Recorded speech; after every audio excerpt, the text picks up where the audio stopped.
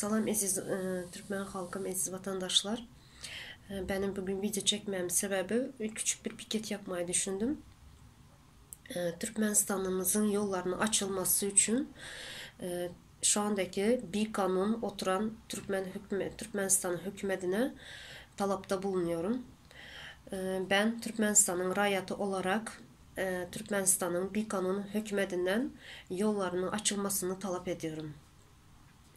Ve aziz halkım, sizin de böyle küçük küçük piketler yapıp hakkınızı talep edin. Vatanımızı, vatanını, halkını, toprağını söyleyen Türkmenistanlılar böyle küçük küçük piket yapıp video çeksin ve hakkını talep etsin.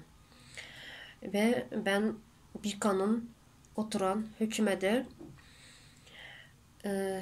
sormak istiyorum. Yani talep ediyorum, soruyorum. Türkmenistan'ın konstitusiyasının hangi kanunun maddesinde yazılan Türkmenistan'ın rayatı dışarıya, yurt dışına çıkıp geri gelemez diye. Ve geldikten sonra da yurt dışına çıkamaz diye hangi maddede yazılan bu?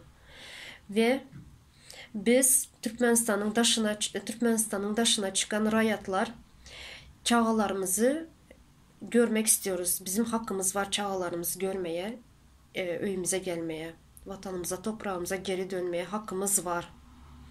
Ana atamızı görmeye hakkımız var. Ve aziz halkım, korkmayın, hakkınızı talep edin.